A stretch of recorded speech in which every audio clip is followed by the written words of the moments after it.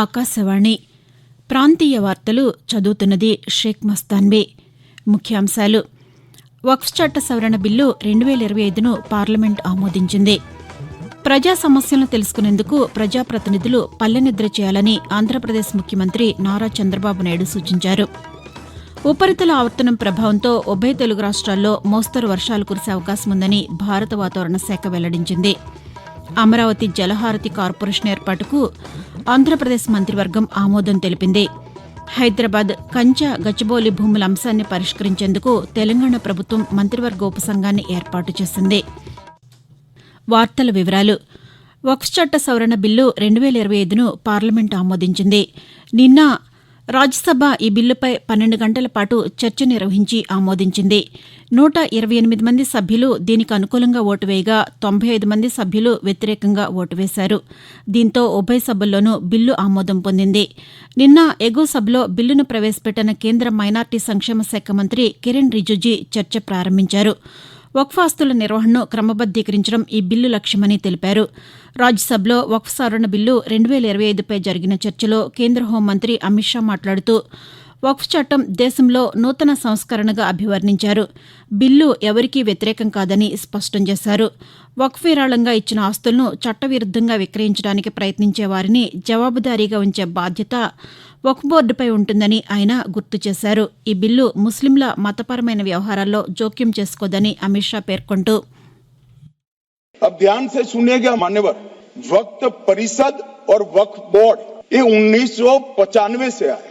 ये पूरा झगड़ा जो चल रहा है, आपने नॉन हिंदू को रख दिया और नॉन मुस्लिम को रख दिया, गैर मुस्लिम को रखा.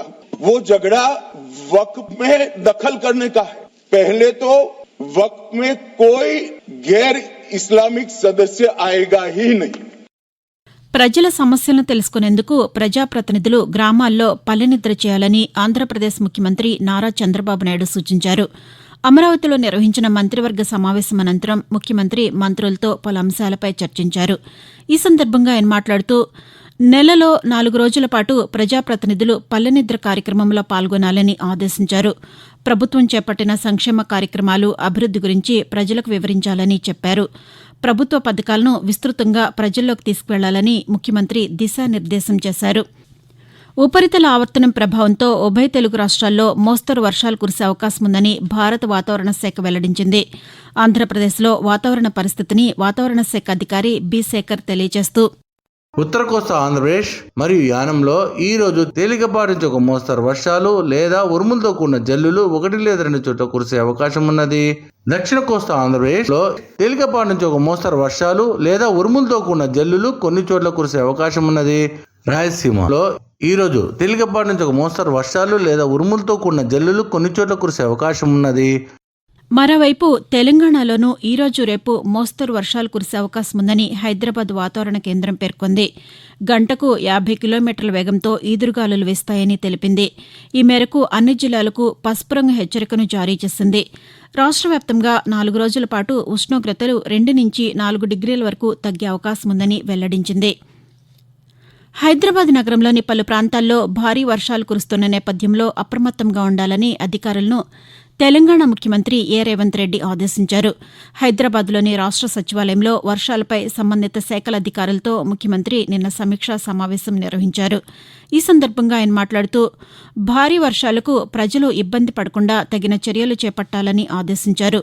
రోడ్లపై నీరు నిలవకుండా అన్ని శాఖలు సమన్వయంతో పనిచేయాలని కోరారు. విద్యుత్ సరఫరా నిలిచిపోతే వెంటనే పునరుద్దరించాలని, ట్రాఫిక్ సమస్యను త్వరగా పరిష్కరించాలని అన్నారు. జిల్లాలోనూ అధికారులు, కలెక్టర్లు అప్రమత్తంగా ఉండాలని ముఖ్యమంత్రి దిశానిర్దేశం చేశారు. అమరావతి జలహారతి కార్పొరేషన్ ఏర్పాటుకు ఆంధ్రప్రదేశ్ మంత్రివర్గం ఆమోదం తెలిపింది. ముఖ్యమంత్రి నారా చంద్రబాబు నాయుడు అధ్యక్షతన అమరావతిలోని సచివాలయంలో నిన్న జరిగిన మంత్రివర్గ సమావేశంలో పలు అంశాలకు ఆమోదం తెలిపారు. ఆ వివరాలను సమాచార శాఖ మంత్రి కొలుసు పార్థసారథి పాతికేయులకు వివరించారు. పోలవరం బనకచర్ల అనుసంధాన ప్రాజెక్టు నిర్మాణానికి వీలుగా ఈ ప్రత్యేక వాహన నౌక ఎస్పీవీని ఏర్పాటు చేయనుందని తెలిపారు.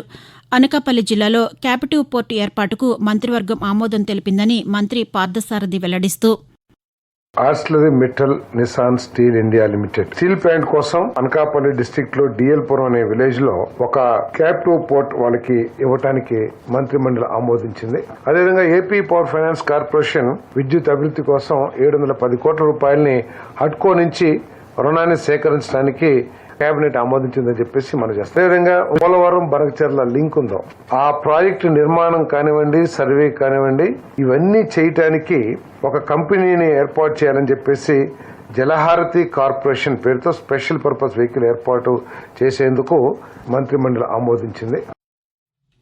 ఆకాశవాణి ప్రాంతీయ వార్తలు వింటున్నారు. ఆంధ్రప్రదేశ్లోని తిరుపతి నుంచి తమిళనాడులోని పళనికి ఆర్టీసీ సర్వీసులను ఉప ముఖ్యమంత్రి కె పవన్ కళ్యాణ్ నిన్న ప్రారంభించారు. గుంటూరు జిల్లా మంగళగిరిలోని క్యాంపు కార్యాలయం వద్ద పూజలు నిర్వహించి రవాణా శాఖ మంత్రి ఎం రాంప్రసాద్ రెడ్డితో కలిసి ప్రారంభించారు. ఈ సందర్భంగా ఉప ముఖ్యమంత్రి మాట్లాడుతూ ఫిబ్రవరిలో షణ్ముఖ యాత్రలో భాగంగా పళని వెళ్లినప్పుడు అక్కడి నుంచి తిరుపతికి నేరుగా బస్సు సదుపాయం లేదనే విషయాన్ని భక్తులు తన దృష్టికి తీసుకువచ్చినట్లు చెప్పారు. ఈ విషయాన్ని ప్రభుత్వం దృష్టికి తీసుకువెళ్లగా కొత్త బస్సులు నడిపేలా నిర్ణయం తీసుకున్నట్లు వెల్లడించారు. 2 ఆధ్యాత్మిక క్షేత్రాల మధ్య బస్సు సదుపాయం కల్పించడం సంతోషంగా ఉందని అన్నారు. హైదరాబాద్ కంచ గచ్చిబౌలి భూముల అంశాన్ని పరిష్కరించేందుకు తెలంగాణ ప్రభుత్వం 3 మంత్రులతో ఉపసంఘాన్ని ఏర్పాటు చేసింది. ఈ కమిటీలో ఉప ముఖ్యమంత్రి మల్లు భట్టి విక్రమార్క, మంత్రులు దుద్దిళ్ల శ్రీధర్బాబు, పొంగులేటి శ్రీనివాసరెడ్డి సభ్యులుగా ఉన్నారు.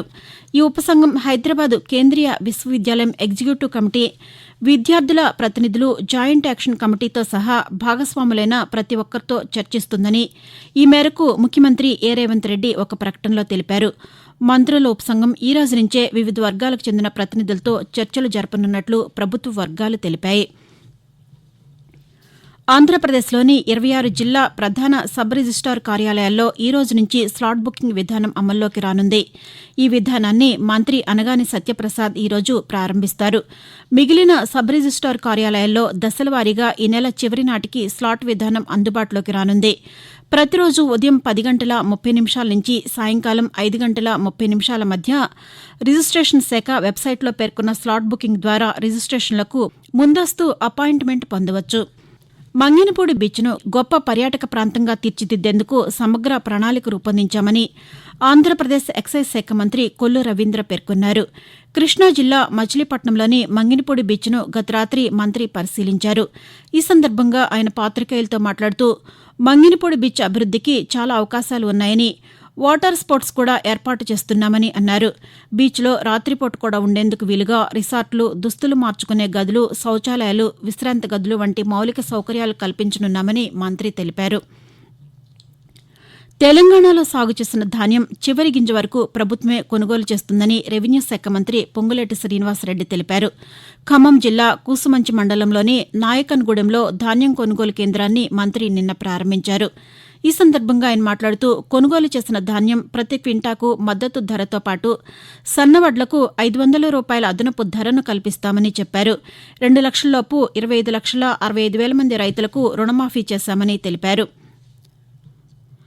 బుడమేరకు పడిన గండ్ల మరమ్మతులకు త్వరలో టెండర్లు పిలవనున్నామని ఆంధ్రప్రదేశ్ జలవనరుల శాఖ మంత్రి నిమ్మల రామానాయుడు తెలిపారు. విజయవాడలో బుడమేరు ఆధునికీకరణపై నీటిపారుదల శాఖ అధికారులతో మంత్రి నిన్న సమీక్షా సమావేశాన్ని నిర్వహించారు. ప్రాంతీయ వార్తలు ముగించే ముందు ముఖ్యాంశాలు మరొకసారి. వక్ఫ్ చట్ట సవరణ బిల్లు 2025ను పార్లమెంటు ఆమోదించింది. ప్రజల సమస్యలను తెలుసుకునేందుకు ప్రజాప్రతినిధులు పల్లెనిద్ర చేయాలని ఆంధ్రప్రదేశ్ ముఖ్యమంత్రి నారా చంద్రబాబు నాయుడు సూచించారు.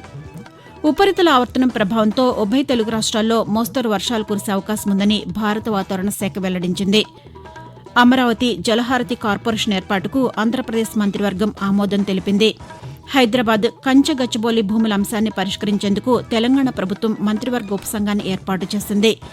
ఆకాశవాణి ప్రాంతీయ వార్తలు ఇంతటితో సమాప్తం. తిరిగి 7 గంటల 5 నిమిషాలకు జాతీయ వార్తలు వింటారు.